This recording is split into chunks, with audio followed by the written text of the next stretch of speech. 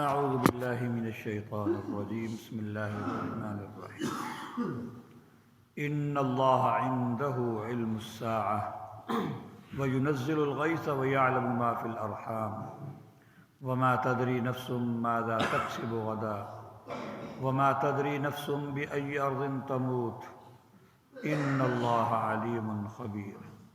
سورہ لقمان کی آخری آیت مبارکہ میں نے تلاوت کی ہے، جس کے اندر اللہ تبارک و تعالی نے اس عقیدے کا تذکرہ فرمایا ہے کہ غیب کا علم صرف اور صرف اللہ ہی کے پاس ہے۔ غیب کا علم صرف اور صرف اللہ کے پاس ہے۔ اللہ تبارک و تعالی نے قرآن مجید میں کئی مقامات پر ارشاد فرمایا کہ اللہ ہی غیب اور شہادت کا جاننے والا ہے، عالم الغیب والشہادہ، اور کئی جگہ اس چیز کا تذکرہ فرمایا کہ غیب کا اللہ کے سوا کوئی بھی جاننے والا نہیں۔ اس آیت کے اندر بھی اسی چیز کا تذکرہ ہے۔ 5 چیزیں ذکر کی گئی ہیں، لیکن یہ ذہن میں رکھیں صرف یہی 5 غیب ہی صرف اللہ کے ساتھ خاص نہیں ان کا علم، بلکہ اور بھی بہت ساری چیزیں ہیں جو بھی غیب ہیں تو ان کا علم صرف اور صرف اللہ ہی کے پاس ہے۔ انبیاء علیہ الصلوۃ والسلام کے پاس بھی نہیں اور کسی ولی کے پاس بھی نہیں ہے۔ فرماتے ہیں ان اللہ عنده علم الساعة، اللہ ہی کے پاس قیامت کا علم ہے۔ ایک ایک قیامت تو آئے گی، سب کو پتہ ہے، ایک ایک قیامت کس وقت آئے گی، کس گھڑی آئے گی، کس دن آئے گی، اس کا علم صرف اور صرف اللہ تبارک و تعالیٰ کے پاس ہے۔ صحیح مسلم میں حدیث پڑھی ہے، فرمایا کہ حضرت جبریل علیہ السلام جب تشریف لائے، وہ حدیث جبریل مشہور ہے، ہر کتاب کے اندر تقریباً ہے سیاستہ کی، فرمایا کہ انہوں نے پوچھا کہ قیامت کے بارے میں، تو حضور علیہ الصلوۃ والسلام نے ارشاد فرمایا مل مسئول عنہا بأعلم من السائل، کہ پوچھنے والا اور جس سے پوچھا جا رہا ہے قیامت کے وقوع کے بارے میں، دونوں اس علم کے میں برابر ہیں۔ جیسے آپ کو اس کے وقوع کا علم نہیں، مجھے بھی اس کا علم نہیں ہے، اور اسی طرح جو ہے وہ پھر حضرت جبریل علیہ السلام نے پھر اس کی علامات پوچھی، تو آپ علیہ الصلوۃ والسلام نے اس کی نشانیاں بتلائی، مختلف نشانیاں۔ تو بہرحال قیامت کا وقوع کا علم، قیامت کب آئے گی، یہ صرف اور صرف اللہ ہی کے پاس اس کا علم ہے۔ اسی طرح فرمایا وَيُنَزِّلُ الْغَيْثَ، وہی بارش اتارتا ہے، اور بارش کے بارے میں علم بھی اللہ ہی کے پاس ہے۔ اور یاد رکھیں یہاں علم سے مراد علم ازلی ہے، علم ازلی، کہ کائنات کا وجود بھی نہیں تھا، یا دنیا کے اندر کوئی انسان بھی نہیں تھا، اس وقت بھی اللہ پاک ان سب چیزوں کا علم تھا کہ فلاں دن بارش ہوگی، اتنی بارش ہوگی، صرف اسی کو ہی اللہ پاک کو ہی اس کا علم تھا۔ تو علم ازلی صرف اور صرف اللہ تبارک و تعالیٰ کے پاس ہے۔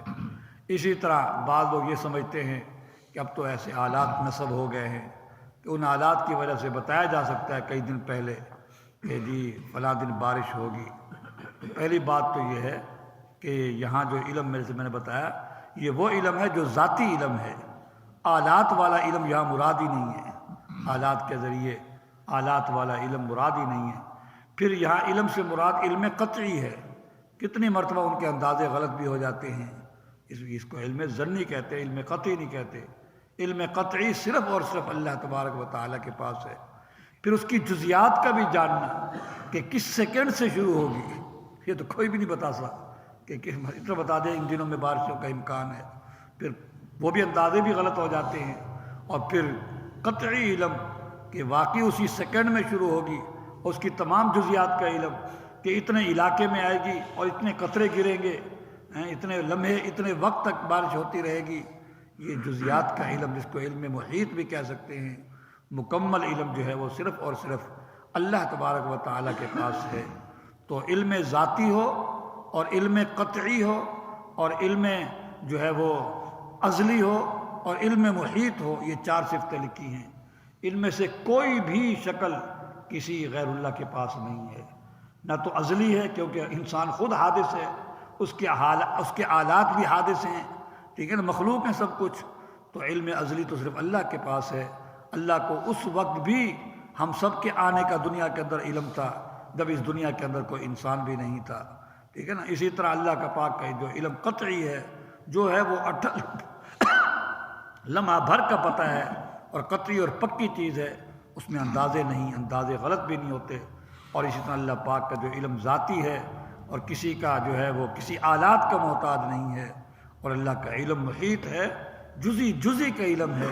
جب میں نے بتایا کہ بارش کے کتنے قطرے ہوں گے، یہ صرف علم اللہ تبارک و تعالیٰ کے پاس ہے۔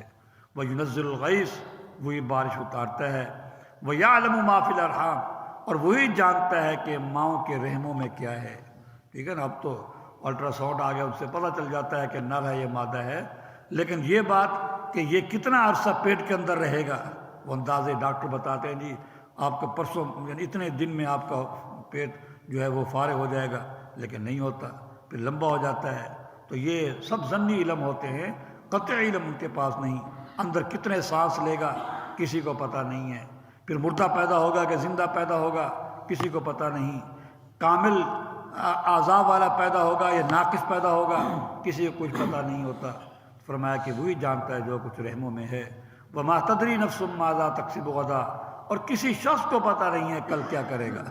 انسان کچھ سوچ کر کل ہم یہ کریں گے، وہ نہیں ہو پاتا، وہ نہیں، کیونکہ تقدیر غالب آ جاتی ہے، اللہ کا علم غالب آ جاتا ہے، تقدیر غالب آ جاتی ہے۔ کل میں کیا کروں گا کسی کو کچھ انسان اندازے تو لگا کے سوتا ہے، تیاری کر کے سوتا ہے، لیکن وہ سب جو ہے وہ تیاریاں ناکام ہو جاتی ہیں، اللہ کی تقدیر غالب ہو جاتی ہے۔ حضرت علی رضی اللہ تعالیٰ عنہ فرماتے ہیں، عرفت ربی بفسخ العزائم، میں نے اپنے پختہ ارادوں کو ٹوٹتے ہوئے دیکھا تو میں نے سوچا کوئی اور طاقت ہے جو میرے پختہ ارادے کو بھی توڑ دیتی ہے۔ میں نے اپنے رب کو پہچانا ہے اپنے پختہ ارادوں کے ٹوٹنے کے ذریعے۔ تو انسان کچھ سوچتا ہے کل میں یہ کروں گا وہ کروں گا، لیکن ہوتا کچھ اور ہے۔ وَمَا تَدْرِي نَفْسٌ بِأَيِّ أَرْضٍ تَمُوتُ، اور کسی کوئی شخص بھی نہیں جانتا کس زمین میں مرے گا۔ وہ تو کمانے کے لیے جا رہا ہے کہ میں خوب کماؤں گا، کما کر لاؤں گا، بچوں کی شادی کروں گا، بیٹیوں کا جہیز بناؤں گا، لیکن وہیں اس کی موت آ جاتی ہے۔ کسی کو کچھ پتہ نہیں ہے کس زمین میں مرے گا۔ ان اللہ علیم خبیر، بے شک اللہ تبارک و تعالی خوب جاننے والے، خوب باخبر ہیں۔ جو حقیقی علیم ہے، علم ہے، وہ صرف اللہ کے پاس ہے۔ جیسے نے بتایا کہ علم ازلی بھی اللہ کے پاس ہے، علم قطعی بھی اللہ کے پاس ہے، علم ذاتی بھی اللہ کے پاس ہے، اور اسی طرح جو ہے وہ علم محیط بھی تمام جزیات کا احاطہ کیے ہوئے وہ صرف اور صرف اللہ کے پاس ہے۔ کسی ایک صفت کے ساتھ بھی کسی کے پاس علم نہیں ہے۔ البتہ اللہ پاک نے، اللہ تبارک و تعالیٰ نے کچھ غیب کی چیزوں کا کسی کو اگر اطلاع دے دی ہے، اس کو علم الغیب نہیں کہتے، اس کو انباء الغیب کہتے ہیں۔ تلک من انباء الغیب نوحیہا الیک، یہ غیب کی خبر ہم آپ کو بتلا رہے ہیں۔ انبیاء علیہ الصلوۃ والسلام کے پاس جو چیزیں ہیں وہ وحی کے ذریعے آتی ہیں، پھر وہ وحی کا واسطہ بن گیا۔ میں نے بتایا یہاں علم غیب کہتے ہیں علم ذاتی کو، جس میں کسی قسم کا کوئی واسطہ نہ ہو۔